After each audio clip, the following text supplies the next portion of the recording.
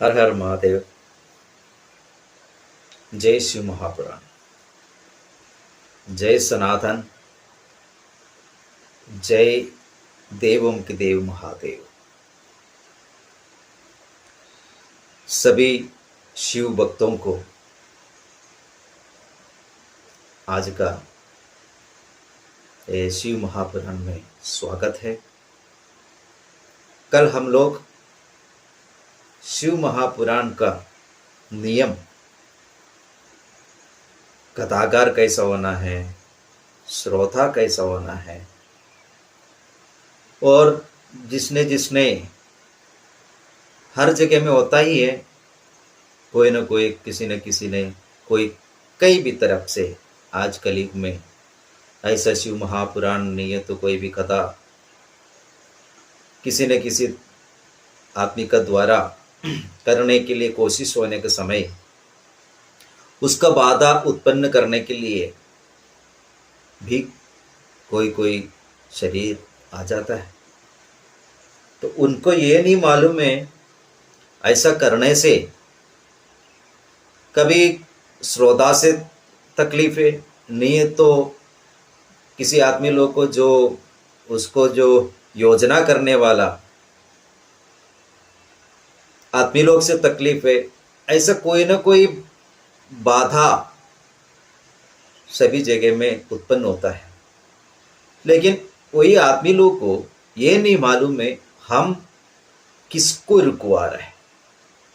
नहीं है तो उसको व्यास का, नहीं है तो संयोजक का, आयोजक का, इन लोग का ऊपर कुछ ना कुछ मन छोटा है। इसका वजह से उन लोग शिव महापुराण जैसा कथा को रुकने के लिए कोशिश करने के समय उनका ऊपर क्या प्रारब्ध आ जाता है और क्या तकलीफ उसको आगे जाके झेलना पड़ेगा, ये कल का पिछले अध्याय में आप लोग सुन गया। क्योंकि ये सब हमको जानकारी नहीं है, इसका वजह से ही ऐसा श्रम हम लोग करने के लिए कोशिश करता है। इसके लिए ही ये शिव महापुराण सबको सामने खोल के रखने के लिए कोशिश कर रहा है, क्योंकि गलती हमारा हाथ से आगे ना हो। जब हम पुराण पढ़े नहीं है तो पुराण सही सुने, तब जाकर हमको मालूम पड़ता है हम किसको कैसा क्या करना है।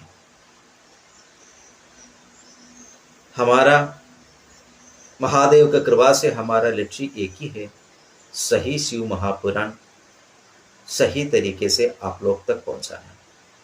बाकी आप लोग का हाथ में है।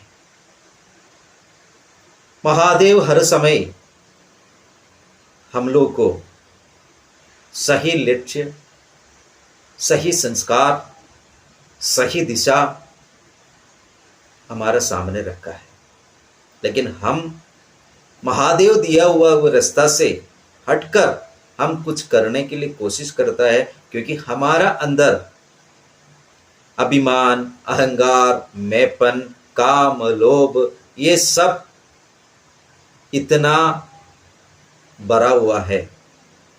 उसका वजह से हम सच समझ नहीं पाता है और हम ये सोच के रह जाता है क्योंकि हम नहीं है तो ये संसार में मेरा घर नहीं चलेगा, हम नहीं है तो हमारा दुकान नहीं चलेगा, हम नहीं है हमारा ऑफिस नहीं चलेगा।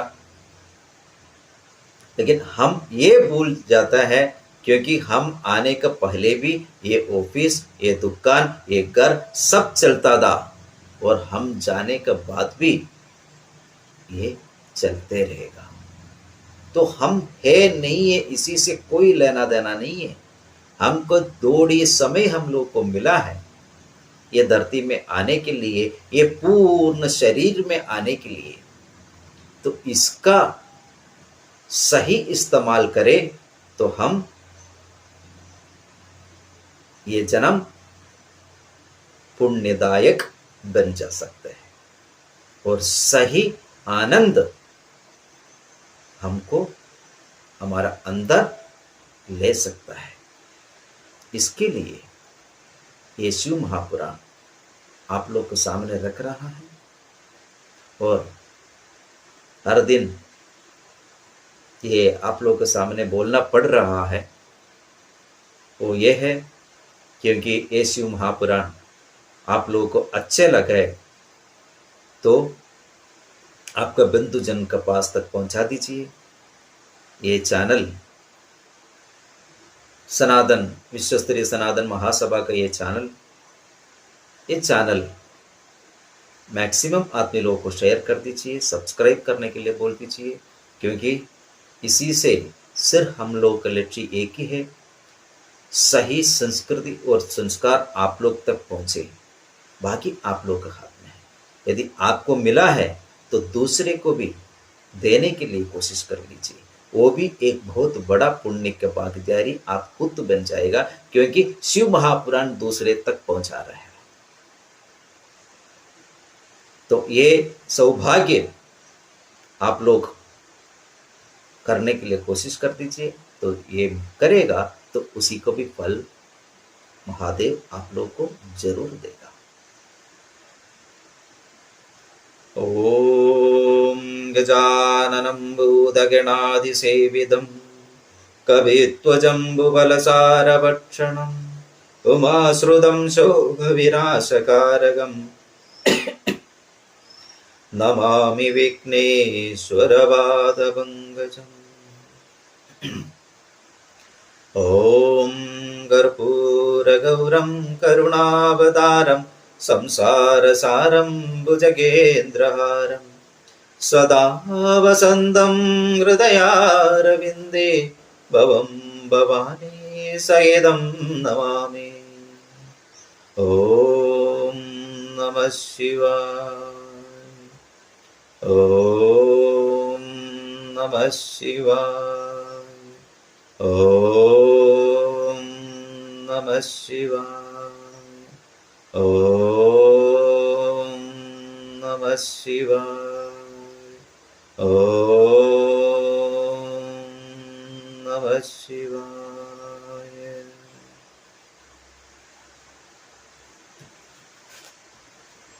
आज का अध्याय में शौनक जी ने कहा, महान बुद्धिमान सूत जी, आप धन्य है, शिव भक्तों में अग्रगण्य है। आपने जो यह कथा हमें सुनाई वह अत्यंत आश्चर्यकारिणी और सबका कल्याण करने वाली है। मुनिवर, व्रत पूर्वक शिव महापुराण की कथा सुनने वालों के लिए तथा संपूर्ण लोक के कल्याण के लिए दया करके इसका नियमों को कहिए। सूत जी ने कहा, हे शौनक, भक्ति पूर्वक उनके नियमों को सुनिए, क्योंकि नियम पूर्वक इस उत्तम कथा को सुनने से विघ्न बाधा रहित श्रेष्ठ फल प्राप्त होता है। दीक्षा रहित जो पुरुष होते हैं उन्हें इस कथा को सुनने का अधिकार नहीं होता है। अतः हे मुनिवर, जो भी इस कथा को सुनना चाहे वे कथा वक्ता आचार्य से मंत्र दीक्षा ले ले। कथा सुनने का जिसने व्रत लिया हो वह ब्रह्मचर्य व्रत का पालन करे, भूमि पर सोए, फलाहार आदि के रूप में जो भी भोजन करना हो उसे पत्तल में रखकर करे, कथा समाप्त होने पर भोजन करे, अथवा शारीरिक भक्ति संपन्न श्रोता पुराण के समाप्त होने तक शुद्ध होकर उपवास करके इस उत्तम शिव पुराण की कथा को भक्ति पूर्वक सुने। घी पीकर या दूध पीकर कथा को सुख पूर्वक सुने। फलाहार करके ये एक बार भोजन करके कथावाचक कदा सुनाएं। कदा को सुनने का जिसने व्रत लिया है, दिन भर में एक बार हविष्यान्न का भोजन करे, अथवा जिस प्रकार सुखपूर्वक कदा सुन सके वैसी व्यवस्था करे। भोजन कर लेने के बाद ही यदि कदा सुनने में मन लगता हो तो हल्का भोजन कर लेना चाहिए। यदि उपवास करने पर कदा सुनने में विघ्न होता हो तो ऐसा उपवास करना अच्छा नहीं होता है।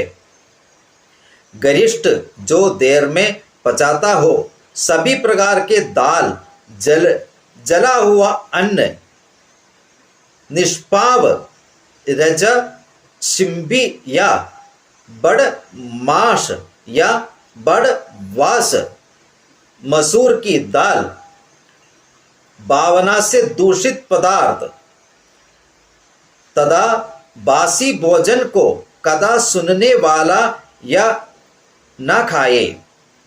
वैराग्य,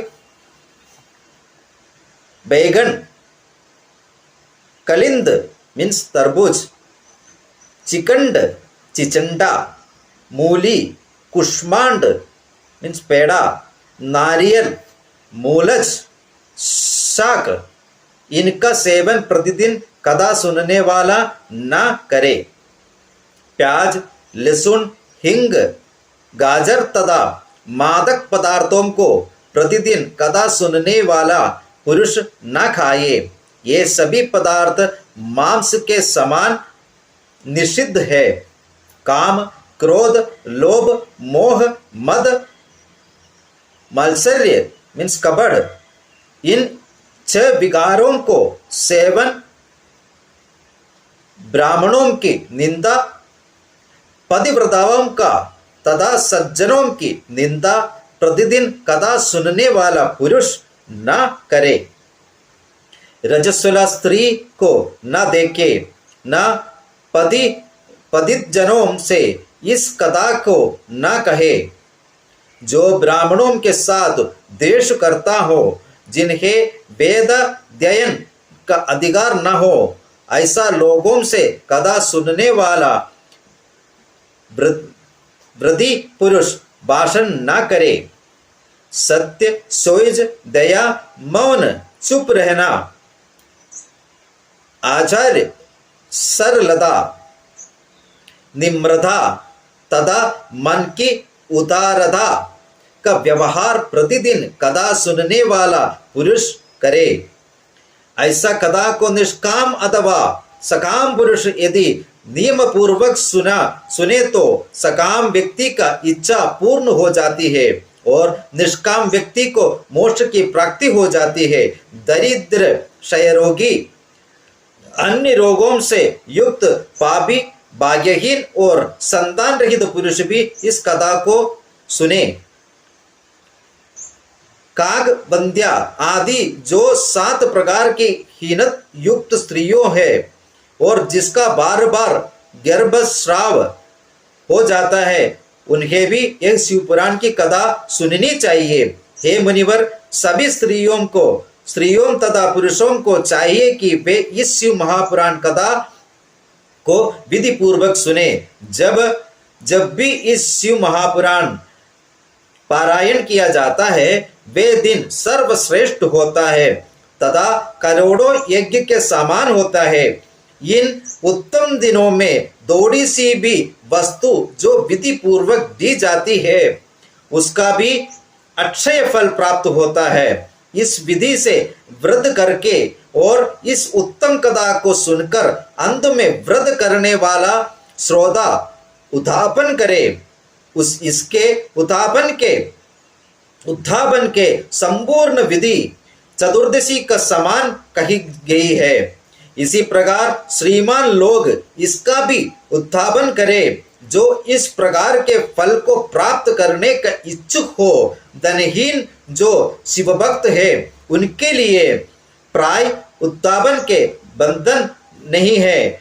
वे कथा सुनने मात्र से पवित्र हो जाता है, क्योंकि शिव भक्त निष्काम होते हैं। इस प्रकार शिव पुराण की पारायण रूपी यज्ञ के उत्सव के समाप्त हो जाने पर श्रोताओं द्वारा भक्ति पूर्व शिव का पूजन करना चाहिए। हे मुनिवर, शिव पूजन के सामान ही पहले ग्रंथ की विधि पूर्वक पूजा करनी चाहिए, उसके बाद कथावाचक की भी पूजा करनी चाहिए। शिव पुराण की प्रस्तुत को ढकने बांधने के लिए नवीन सुदृढ़ तथा सुंदर वस्त्र दे और उसे बांधने के लिए रेशमी धागा दे।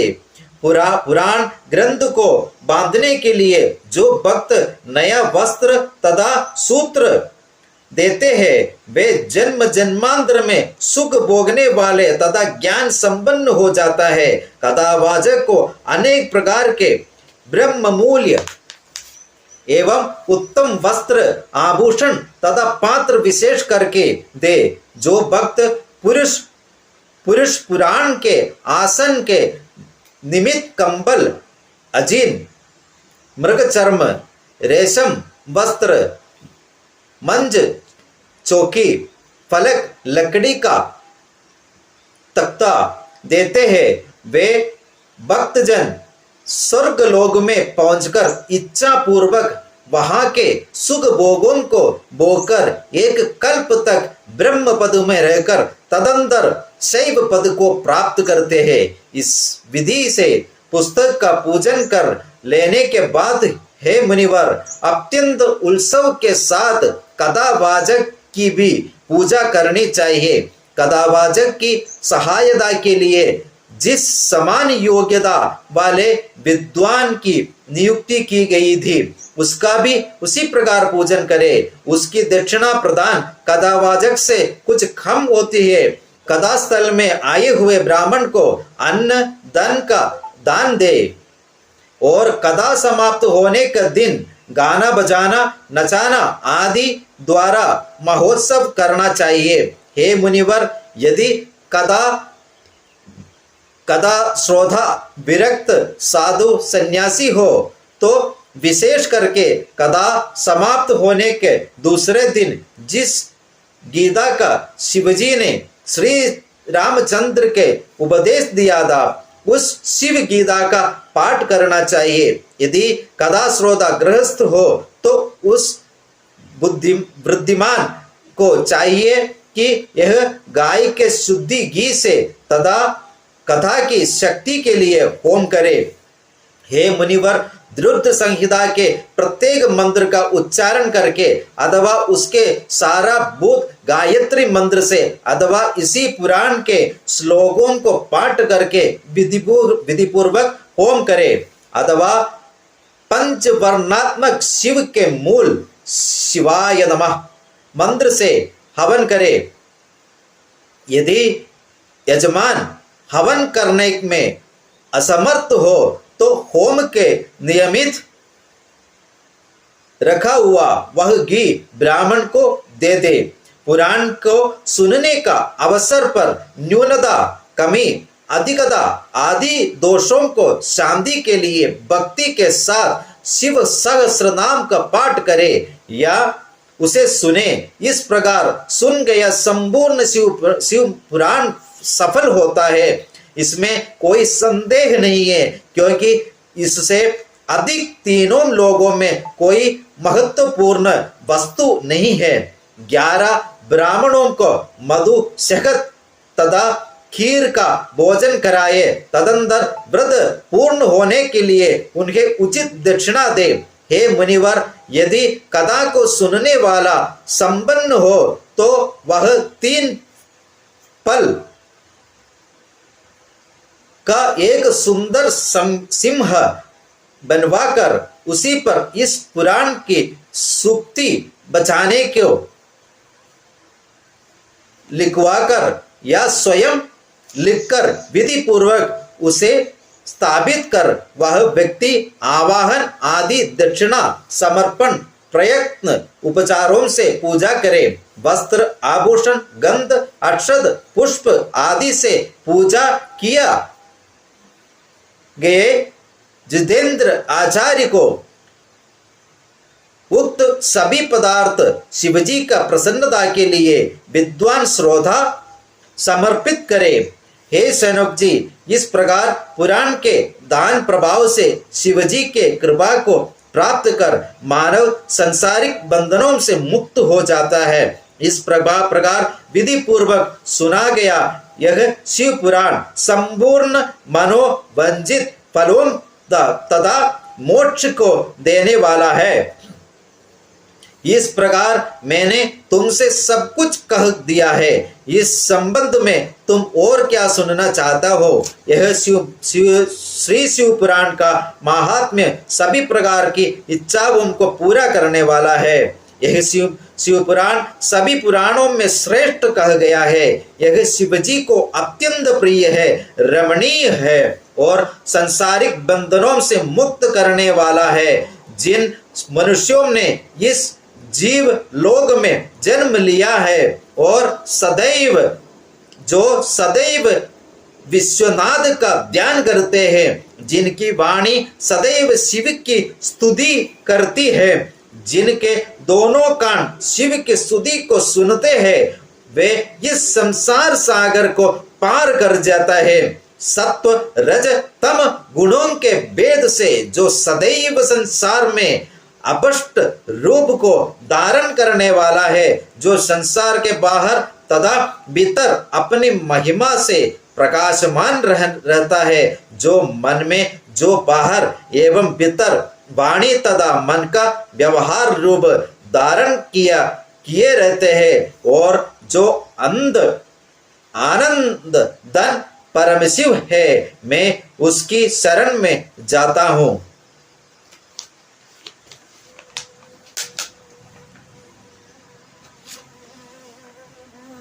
आज श्री शिव महापुराण महात्म्य का समाप्त हो गया। कल हम लोग श्री शिव महापुराण का प्रथमो विद्वेश्वर संहिता शुरुआत करेगा। अभी हम आप लोग के सामने जो शिव महापुराण सुनने का महात्म्य और कथा अपना अपना घर पे नहीं तो अपना अपना मोहल्ला में आयोजन करने से और सभी लोग मिलकर वो कथा सुनने से किसको किसको क्या फल होता है और कैसा सुनना है, कैसा क्या क्या कार्य करना है, ये सभी चीज आप लोग के सामने रख दिया है।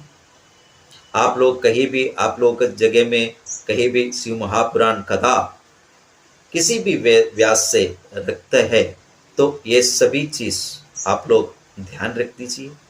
सही तरीके से आप लोग शिव महापुराण कथा को आयोजन करवा दीजिए और संपूर्ण फल का प्राप्ति लेने के लिए कोशिश कर लीजिए।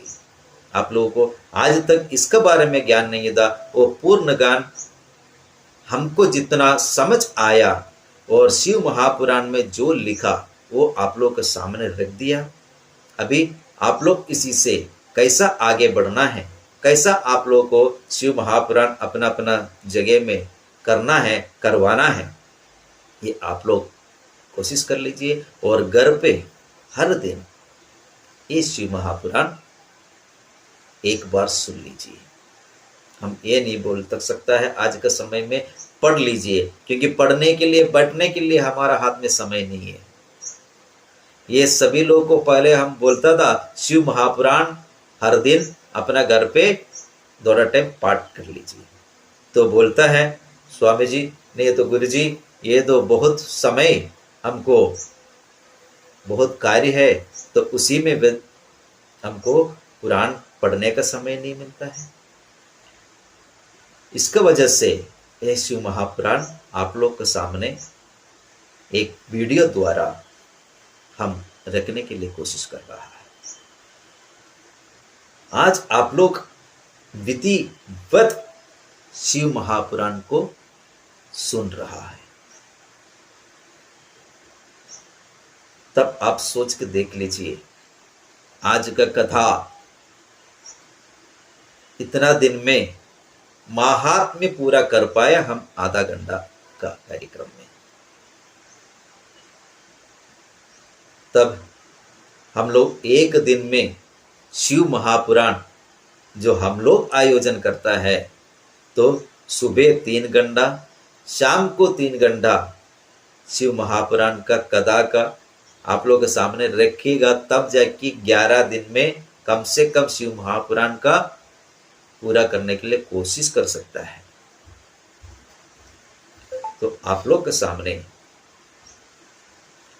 इतना बड़ा कार्यक्रम ना करने के लिए हमारे हाथ में समय और धन ये सब को जरूरत है, तो वो नहीं हो पाता है, तो बहुत आदमी लोग उसी से वंचित हो जाता है।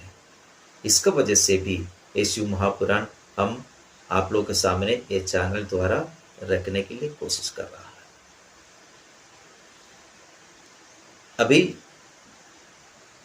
बाकी सब आप लोग के हाथ में है। ये कार्यक्रम इतना लंबा हम लोग जाने वाला है।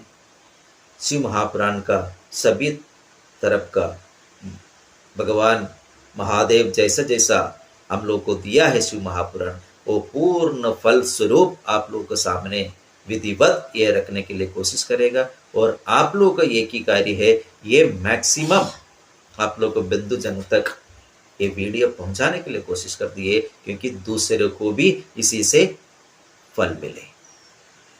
हर हर महादेव, जय सनातन, जय महादेव, जय सनातन संस्कृति।